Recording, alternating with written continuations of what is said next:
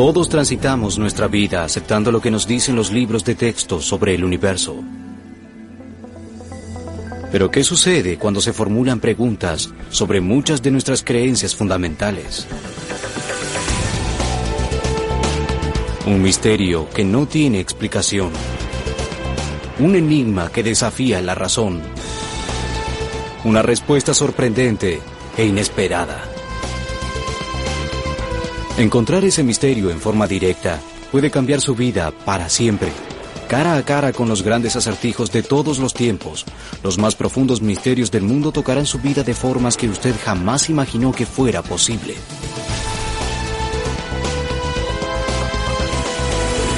Encuentros con lo inexplicable. Los recientes descubrimientos han llevado a algunos investigadores a preguntarse si quizás las grandes civilizaciones del pasado no se convirtieron en víctimas de su propia creatividad. La pregunta luego se convierte en: ¿nuestra generación ha plantado las semillas de nuestra propia desaparición en una loca carrera por hacer todo más fácil, rápido y espectacular? El hombre moderno tiende a mirar a los siglos pasados con un poco de desdén. Parece que estuviéramos empeñados en atribuirnos el mérito de todas las innovaciones del hombre que realmente valen la pena. ¿Pero podemos hacerlo? O lo que es más importante quizás, ¿debemos hacerlo? ¿Es posible que no estemos notando algunas advertencias importantes dejadas por nuestros ancestros? El mundo está lleno de indicios dejados por grandes civilizaciones que florecieron y que cayeron, muchas de ellas en el olvido total. ¿Eso fue porque lograron muy poco? ¿O quizás porque lograron demasiado? En la antigüedad, la gente no tenía calculadoras de bolsillo ni computadoras personales, pero eran capaces de realizar algunos cálculos impresionantes. La mayoría de las ramas principales de las matemáticas se originaron en la antigüedad. Los ingenieros y constructores de la antigüedad empleaban las sofisticadas matemáticas para diseñar edificios, puentes, caminos y armas. Nosotros medimos los ángulos en minutos y grados gracias a los babilonios. Dividimos el día en 24 horas al igual que lo hacían los antiguos egipcios. Y nuestros símbolos numéricos fueron creados en la antigua India. Entonces, ¿por qué estamos tan seguros de que inventamos todo en los últimos 50 años? A Galileo generalmente se le atribuye haber inventado el telescopio. Benjamin Franklin se hizo conocido por haber sido el descubridor de los usos de la electricidad. Se nos contó que los hermanos Wright le enseñaron a volar al mundo. ¿Pero son ellos los creadores de estas invenciones? Probablemente los 4 inventos más grandes de todos los tiempos salieron de la antigua China. Estos son la manufactura del papel, la imprenta, la pólvora y la brújula. Desde el siglo I a.C. hasta el siglo XV, China tuvo una posición preeminente en varias áreas de estudio y exploraciones, principalmente debido a la importancia mundial de estas 4 grandes invenciones. Hace casi 2000 años, un hombre llamado Tsai Lun creó la primera hoja de papel para su emperador, Hoti. Tomó la corteza interior de un árbol de moras, la embebió en agua hasta que las fibras estuvieran a punto de separarse. Luego fue agitada y batida hasta formar una pulpa, cuyas fibras quedaron unidas al secarse. Por más de 500 años, la civilización china fue la única en hacer papel en esta forma. Aún con toda nuestra capacidad electrónica de alta velocidad, es difícil imaginar que incluso el centro de comunicaciones más moderno funcione sin papel. En la actualidad exploramos el lejano espacio exterior para adquirir nuevos conocimientos. ¿Es posible que las nuevas tecnologías que buscamos y las nuevas respuestas se encuentren en el pasado? Ya que hasta ahora nadie ha inventado una máquina capaz de viajar a través del tiempo, tendremos que hallar otra forma de descubrir los secretos que quizás aún estén guardados en el pasado. Las civilizaciones que aún permanecen ocultas. Por ejemplo, los indios Hopi, al igual que los mayas y los aztecas, creían que existían otros mundos y que fueron destruidos. ¿Hay un común denominador que conecta a estas culturas y el conocimiento que supuestamente poseían? Es interesante mencionar que muchos de los textos antiguos hablaban sobre una edad de oro y una tecnología avanzada como la de la Atlántida, en donde el hombre vivía en armonía con la tierra. Y había muchos sabios y maestros que ayudaban a guiar a la sociedad. Pero luego, según los textos antiguos, la humanidad perdió la armonía con la tierra y un gran cataclismo destruyó el mundo. En muchos aspectos, era el mismo mundo en el que vivimos nosotros ahora y tenemos los mismos problemas que tenían ellos. De hecho, algunos eruditos bíblicos señalan que 2 de Pedro, capítulo 3, versículo 10, es una advertencia de que en nuestro futuro hay algo destructivo. Pero el día del Señor vendrá como un ladrón. Los cielos desaparecerán con un estruendo. Los elementos serán destruidos por el fuego. Y la tierra y todo lo que hay en ella desaparecerá. ¿La fábula de los mundos perdidos es una advertencia? ¿O todas estas historias de maravillosas civilizaciones pasadas son simples mitos e historias fantásticas que han pasado de una generación a la otra? El poeta romano Lucrecio, que nació cerca del 95 a.C., es famoso por su poema épico llamado De la naturaleza de las cosas. Y para un estudiante de ciencias modernas que creció pensando que la teoría atómica es algo del siglo XX, es una revelación porque él también tenía una teoría atómica y no es muy diferente a la nuestra. Y es más amplia ya que él trata de explicar cómo todo está hecho de átomos, no solo las piedras, las plantas y todas las cosas, sino también nuestros sueños y pensamientos. Nuestros científicos modernos aún no se atreverían a conjeturar tanto, pero quizás se pongan a la par de él. Podría ser que bajo las cenizas y los escombros de las ciudades desaparecidas hace mucho tiempo, aún haya secretos enterrados que no solo pueden aclarar el pasado, sino que también pueden adentrarnos en el futuro. Siempre hemos estado seguros de que la generación moderna era responsable de la invención de la computadora. Y señalamos a este impresionante aparato llamado máquina de cómputos como el primer ejemplo del ingenio técnico del hombre. ¿Pero lo es? ¿Y si la primera computadora en verdad se veía así? Los extraños fragmentos de bronce con inscripciones griegas fueron un enigma que dejó perplejos a los eruditos.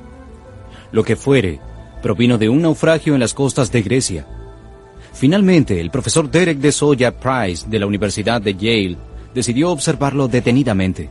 El profesor de Soya pasó 20 años examinando y exponiendo el aparato a los rayos X, y cuando volvió a armarlo, determinó que era un mecanismo para calcular los movimientos de las estrellas y los planetas.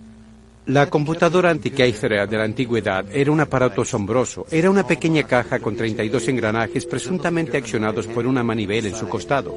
Al accionar la serie de engranajes en la máquina, las manecillas indicaban las posiciones relativas del Sol, la Luna y varios de los principales grupos de estrellas. No hay nada parecido a este instrumento en otra parte. No se conoce nada comparable con esto en ningún texto científico o trabajo literario. De todo lo que sabemos sobre ciencia y tecnología de la época helenística, un aparato como este no podía existir. Este aparato demuestra que los griegos tenían una ciencia más avanzada de lo que nosotros pensábamos y debería hacer que nos preguntemos qué otras cosas más hay que aún no hemos encontrado. ¿Qué será? Historiadores, arqueólogos y paleontólogos buscaron respuestas desde el comienzo hasta el fin de las civilizaciones, en sus registros escritos, sus cerámicas, sus joyas y en sus huesos. Quizás deberían estudiar los registros de sus invenciones.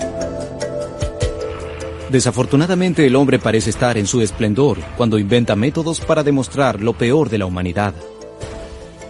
¿Pero son las armas una respuesta a las demandas de la guerra? ¿O su invento es una excusa para hacer la guerra? ¿Gatling en verdad inventó la ametralladora? ¿Fueron los alemanes en la Primera Guerra Mundial quienes inventaron el gas venenoso? ¿En verdad los estadounidenses inventaron la bomba atómica en el siglo XX? ¿Qué calamidades que pueda inventar el hombre caerán sobre nosotros en el futuro? Una vez alguien escribió, la necesidad es la madre de la invención. Pero no podemos evitar preguntarnos si en algunos casos la invención misma es la que hace que usarla sea una necesidad, como en el caso de las armas. Normalmente cuando pensamos en armas, pensamos en cosas que cortan, disparan o estallan. Pero algunas de las armas más sofisticadas están más relacionadas con la estrategia que con el caos. Por ejemplo, una batalla puede ser ganada o perdida basándose en la precisión de los mapas con los que se cuenten. Pero la confección de mapas o la cartografía es una invención bastante reciente, ¿o no? Este mapa fue encontrado en Estambul en 1929. Se llama Mapa Piri Reis, data del 1513. Muestra formaciones geográficas y algunos creen que demuestra conocimientos de trigonometría esférica y continentes que serían descubiertos cientos de años después. ¿De dónde provenía este conocimiento? ¿La ciencia de la cartografía en realidad fue descubierta por algún almirante de la antigüedad? Un mapa grabado en piedra por los chinos en el año 1137 Muestra la misma perspectiva que el mapa Piri Reis y otros similares. Esta es una indicación de que la gente de la antigüedad era capaz de dibujar mapas del mundo entero con una experiencia técnica uniforme. Pero ¿cuál era su fuente de información universal? El único libro que estaba en uso en ese momento era la Biblia. ¿Puede ser que la Biblia sea más que solo una referencia espiritual? ¿Es posible que este antiguo libro también pueda ser usado como guía de referencia para el espíritu de la invención? Hay misterios ocultos en la Biblia que son como desafíos para nosotros. Y hay varios ejemplos. Uno de los clásicos es la vida de Matthew Fontaine Maury, que de joven quedó fascinado al leer las Escrituras. Hay un pasaje en el Salmo 8 y también en Isaías que hace referencia a los caminos de los mares. En 1825 fue guardia marina y pasó el resto de su vida informándose, elaborando lo que hoy conocemos como la ciencia oceanográfica. Estuvo en contacto con capitanes para reunir información. Terminó desarrollando mapas con las corrientes de los océanos Atlántico, Pacífico e Índico, y a consecuencia de esto es considerado en todo el mundo el padre de la oceanografía. Todo esto debido a que fue inspirado por las pequeñas alusiones ocultas en los Salmos e Isaías. Los autores del Antiguo Testamento tenían otras nociones que más tarde confirmarían exploradores y científicos serios. Eclesiastés capítulo 1, versículo 6, nos dice que los vientos soplan en patrones ciclónicos. Isaías capítulo 40, versículo 22, les informó a todos que el mundo era redondo 2200 años antes de que Colón emprendiera su viaje. Y Job capítulo 26, versículo 7, deja en claro que la tierra está suspendida sobre nada. Todos hechos que no fueron evidentes por muchos cientos de años. Y en todos los lugares de esa tierra, guerras de una clase o de otra han sido algo constante en la historia de la humanidad. Junto con eso, o quizás debido a eso, las nuevas invenciones han aumentado constantemente nuestra capacidad de matarnos los unos a los otros. Muchas de las máquinas inventadas para la guerra fueron usadas más tarde para propósitos pacíficos con gran éxito. La rueda fue inventada probablemente en Sumeria. Algunos generales de la antigüedad las colocaron en los carros de guerra. Luego llegaron los coches tirados por caballos y los carretones. Varias culturas antiguas aprendieron a luchar a caballo, pero el estribo, la simple invención de un soldado, cambió el semblante de la guerra para siempre. Durante generaciones, el estribo convirtió a los soldados montados en los más eficaces y temidos del mundo. Pero cuando los animales quedaban preñados, ya no servían para luchar, entonces se los podía usar para tirar el arado y labrar los campos. Tendemos a pensar que el armamento moderno más eficaz son los aparatos de destrucción masiva, pero eso no es verdad. Hay evidencia de que la ballesta fue inventada en el reino de Chu, un siglo antes de Confucio. Algunas ballestas tenían tubos a través de los cuales se disparaban las flechas. Se construyeron y probaron réplicas y se descubrió que 100 hombres podían disparar 2000 flechas en 15 segundos. En la primera mitad del siglo XI apareció una nueva clase de bomba de pólvora. Estaba cubierta por una frágil vaina de bambú o papel. Venía en varias formas, una de ellas era una granada que podía ser lanzada con la mano. En el siglo XIV las minas terrestres se estaban convirtiendo en algo común. Usualmente se colocaban alrededor de trofeos tentadores y cuando el enemigo se acercaba, pisaba el mecanismo que encendía un fusible y estallaba debajo de la tierra. A la tecnología militar desde los comienzos de la civilización.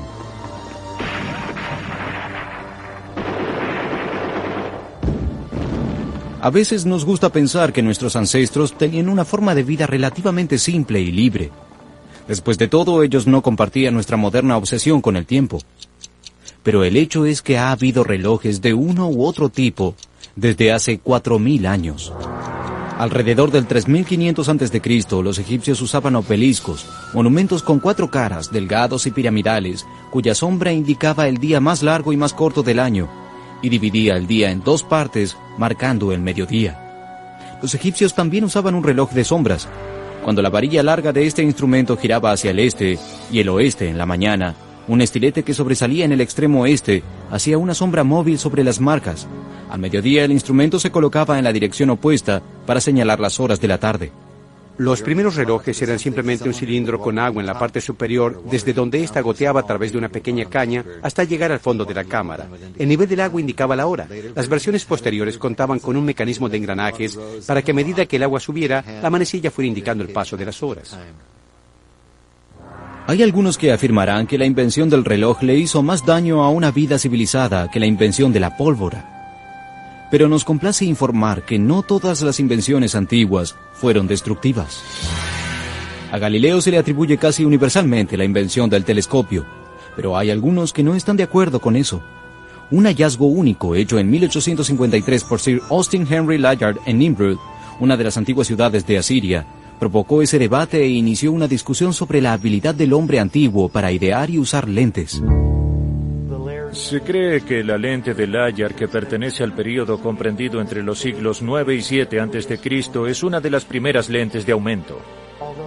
Aunque a través de los años se han descubierto numerosas lentes similares a las de Layard, los eruditos creen que estas son simplemente piezas de joyería o, en el mejor de los casos, toscas lentes de aumento para encender un fuego. Sin embargo, es interesante destacar el hecho de que unas monedas que fueron descubiertas y que pertenecían al período comprendido entre los años 336 y 323 a.C. tenían un grabado tan diminuto que, sin dudas, se necesitó una lente de aumento para poder grabarlas. Ni siquiera el inventor de la máquina tragamonedas puede afirmar ser el primero en el mundo moderno. Y los primeros usuarios de estos aparatos estaban muy lejos de los casinos y las salas de juego. El renombrado inventor alejandrino Herón, que vivió en el siglo I después de Cristo, creó una máquina que funcionaba con monedas para expender agua bendita en el templo. Los parroquianos concurrían al templo y si querían un poco de agua bendita colocaban una moneda en la parte superior de la máquina y esta caía en un platillo de balanza que se inclinaba y arrojaba una pequeña cantidad de agua bendita en la mano de alguien y la moneda rodaba hasta caer en el fondo de la máquina y luego los parroquianos entraban al templo. Los escritos de Herón sobre mecánica describen una variedad de dispositivos mecánicos: pájaros cantores, títeres, una bomba de incendios, un órgano de agua y su más famosa invención, la primera máquina de vapor. La máquina de vapor de Herón fue una precursora de las turbinas de vapor de los tiempos modernos. El aparato era un recipiente con agua y un par de tubos que subían hasta llegar dentro de una esfera. La esfera tenía dos brazos curvados en ángulo para que a medida que el vapor subiera a través de los brazos y escapara a través de las pequeñas aberturas que había en ellos, la esfera girara y rotara. En los tiempos de Herón, estas cosas eran principalmente un objeto que causaba curiosidad o un juguete. Más tarde, en el 1400, un inventor italiano trató por primera vez de usar estas máquinas para hacer algo útil. Las maravillosas invenciones individuales son realmente asombrosas cuando son vistas a través de la lente de la historia.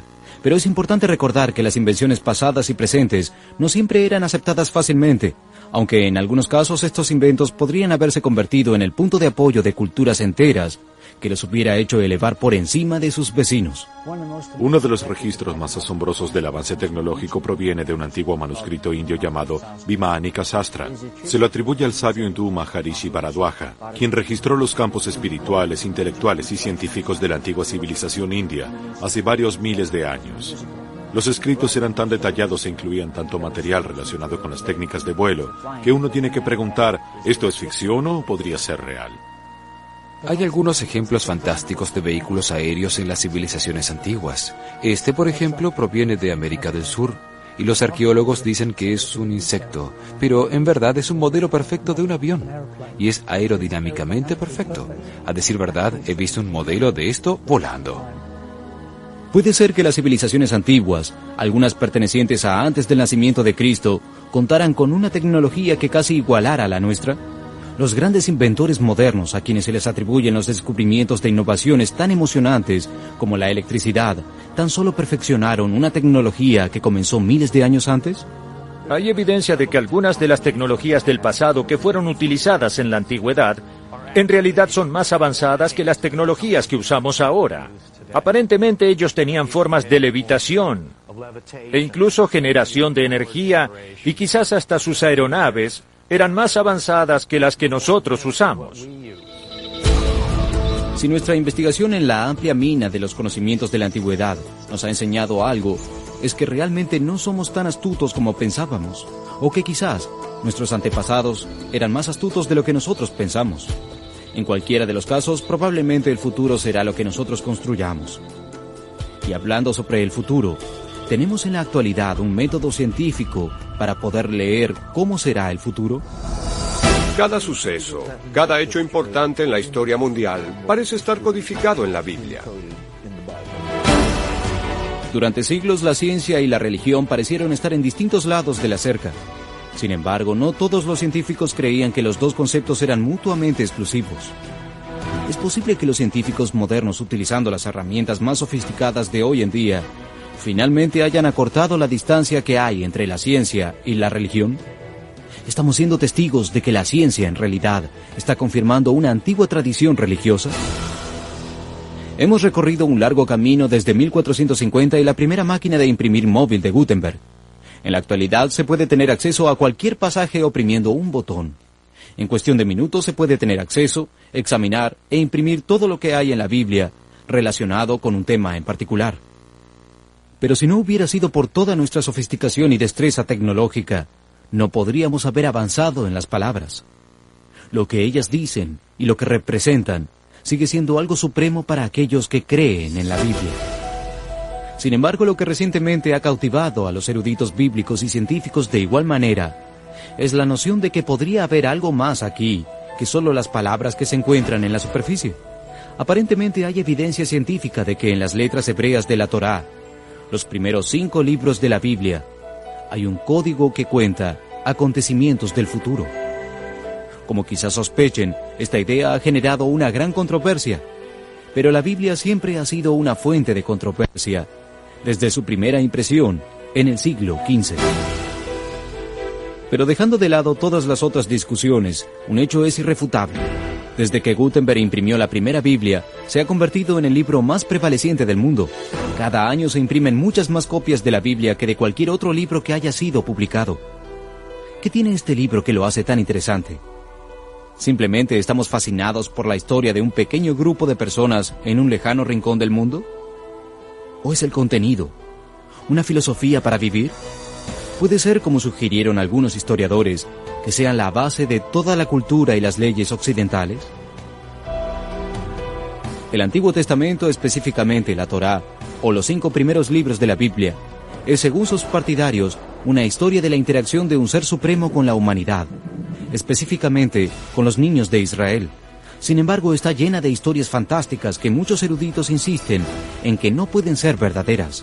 Si ese es el caso, ¿qué pensamos de estos nuevos estudios científicos que sugieren que hay mucho más en la Biblia?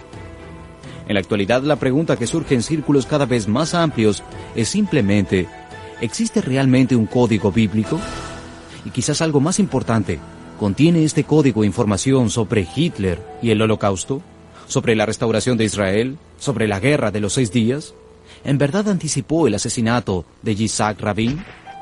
¿Y puede decirnos las alegrías y desgracias que nos depara el futuro? Pero ¿cómo puede existir algo como un código bíblico?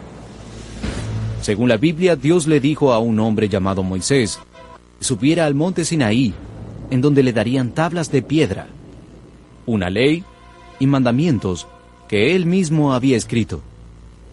Y según el texto, Dios bajó hasta la cima de la montaña entre rayos y truenos, fuego y humo, y le habló a Moisés desde una gran nube negra.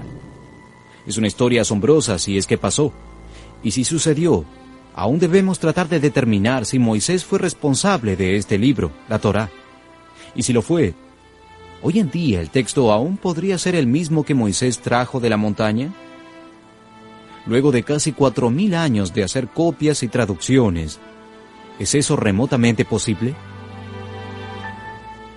En 1982, 3 hombres, todos científicos, Eliyahu Rips, Doran Whitson y Johann Rosenberg, decidieron ver si había alguna evidencia científica de que en la Biblia realmente existía un código obtenido del conteo de una cantidad específica de letras en el texto.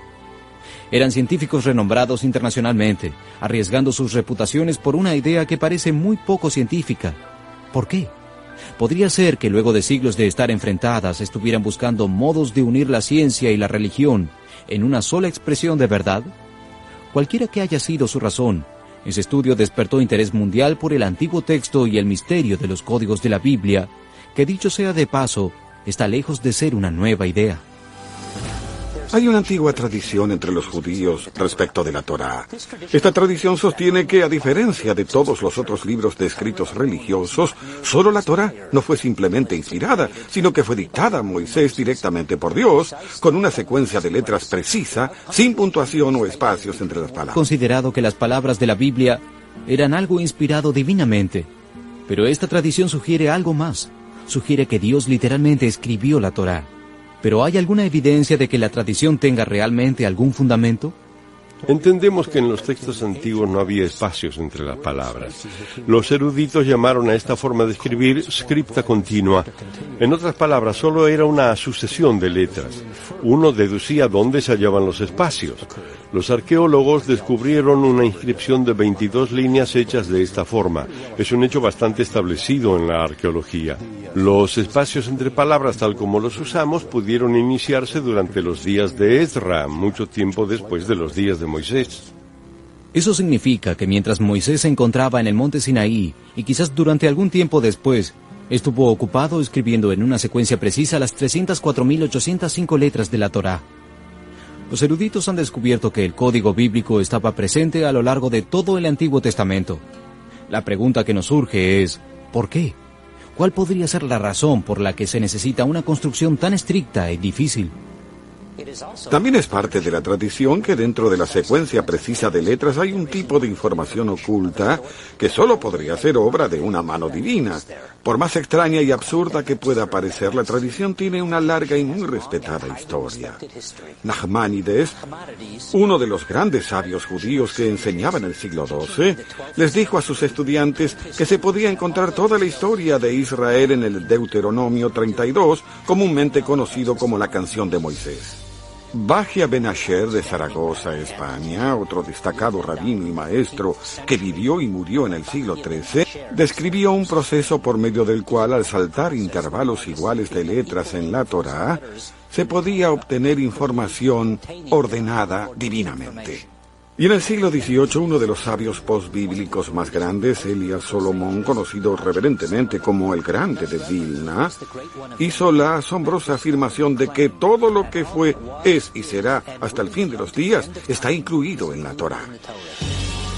Y sorprendentemente no fueron solo los eruditos religiosos los que buscaron mensajes ocultos en la Torá. Algunos de los científicos más notables del mundo han buscado la información codificada. Sir Isaac Newton fue rector de la Universidad de Cambridge por varios años y generalmente es considerado el primer científico moderno. También fue un firme creyente de que había un código bíblico. Isaac Newton estaba seguro de que había un código oculto en la Biblia. Trató de hallarlo desesperadamente. Aprendió hebreo y pasó más de la mitad de su vida buscando el código bíblico. La mayoría del millón de palabras o más escritas con la propia letra de Newton no tenían nada que ver con las matemáticas o la astronomía, sino más bien con la teología esotérica.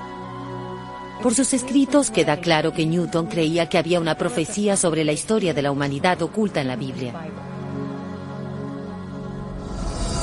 Newton estaba seguro de que la Biblia, en realidad, el universo entero, era un criptograma hecho por el Todopoderoso. Pero el secreto del código bíblico, si realmente existió, no pudo ser descubierto por el gran científico. ¿Los científicos modernos en realidad han descubierto el código? ¿Pueden triunfar las computadoras donde los hombres han fallado? ¿Cómo la tragedia más grande en la historia de los judíos fue lo que hizo posible la investigación científica del código bíblico? En la época de la Segunda Guerra Mundial, el criptoanálisis, el arte de crear y descifrar códigos, iba camino a convertirse en una ciencia. Un pequeño grupo de matemáticos polacos había descifrado el supuestamente indescifrable código enigmático alemán en 1934. Cuando Estados Unidos se sumó a la guerra, el Servicio de Transmisiones y más tarde la Agencia de Seguridad Nacional pudieron mantenerse un paso adelante del código al proporcionarle a los generales aliados información anticipada sobre la estrategia alemana. Pero para estar al día con el código que mutaba constantemente, se vieron forzados a idear aparatos para realizar grandes cantidades de cálculos. Lo que inventaron fue una enorme calculadora mecánica que llamaron máquina de cómputos. Estas máquinas de cómputos hicieron que el criptoanálisis se convirtiera en una ciencia viable. Mientras tanto, el rabino Michael Bar Weizmann, que había vivido una infancia con tradiciones talmúdicas y era un prodigio en las matemáticas en Checoslovaquia antes de la Segunda Guerra Mundial, Sobrevivió al Holocausto y luego de la guerra emigró a los Estados Unidos. Cuando aún era solo un joven, Weissmandl había encontrado de casualidad las notas del rabino Bagia del siglo XIII, que sugerían que se podía obtener información divina de la Torá, salteando un intervalo específico de letras. Con todo el horror del Holocausto detrás suyo, Weissmandl regresó a la fascinación de su juventud, la posibilidad de la existencia de un misterioso código bíblico. El rabino Weissmandl, a través de su esmero y firmeza en el estudio de la Torá, hizo algunos descubrimientos extraordinarios. En el Génesis encontramos al primer equivalente de la T. Contamos 49 letras y tomamos la siguiente, la letra 50. Allí está el equivalente de lo que consideramos una O. Contamos otras 50 y es una Resh, que es como nuestra R. Si contamos otras 50 llegamos a la G, que es como la H. En otras palabras, es como si encontráramos T-O-R-H en intervalos de 49 letras.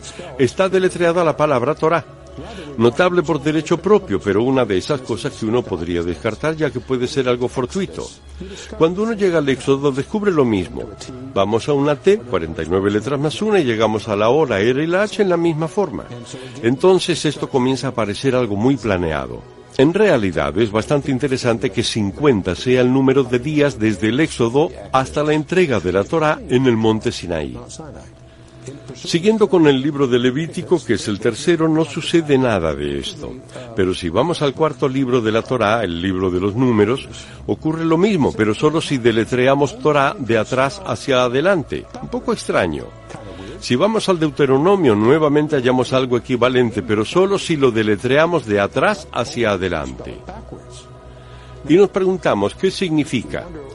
Nos apartamos de todo eso y es como si los 4 libros estuvieran apuntando hacia el libro del medio, 2 hacia adelante, 2 hacia atrás, o sea, hacia el libro de Levítico. Entonces, examinamos Levítico con más cuidado y descubrimos que no hay intervalos de 49 letras, sino de 7. Tenemos la palabra Jehová o el nombre de Dios. Y uno se aparta de todo y se da cuenta de que la Torá siempre apunta al nombre de Dios. El descubrimiento del rabino Weissmandl es la primera indicación moderna de que existen códigos ocultos en la Biblia.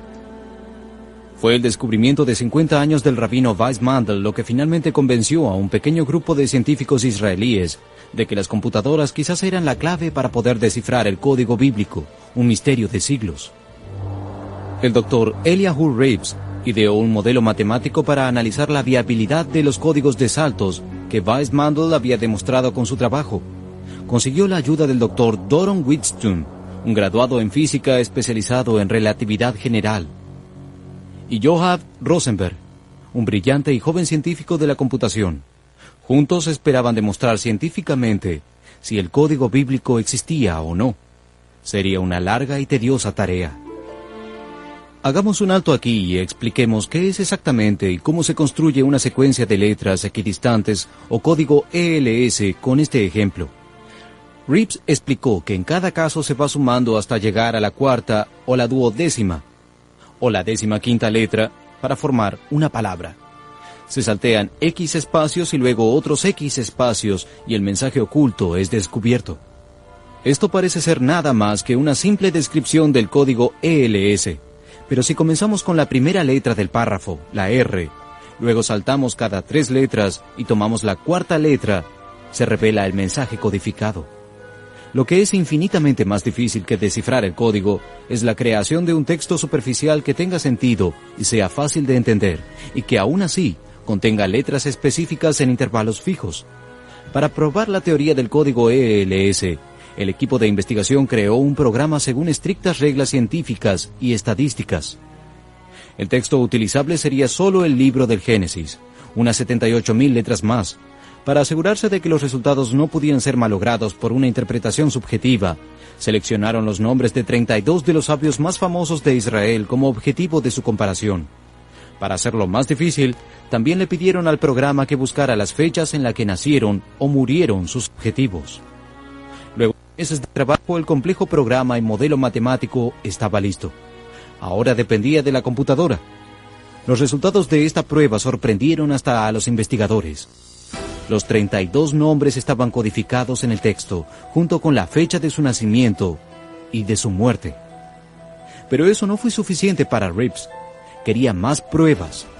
En su experimento final tomó los 32 nombres y las 64 fechas que el código había revelado, y las mezcló con 10 millones de combinaciones diferentes, de modo que 9.999.999 eran desiguales y solo una tenía un par correcto.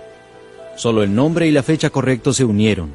Los investigadores nos dijeron que las posibilidades de que esto suceda por casualidad eran literalmente de 1 en 10 millones. Harold Gans, criptólogo de la Agencia de Seguridad Nacional en Maryland, estaba decidido a demostrar que los resultados eran algo fortuito. Escribió su propio programa y agregó los nombres de 34 sabios judíos más y las ciudades de su nacimiento o de su muerte.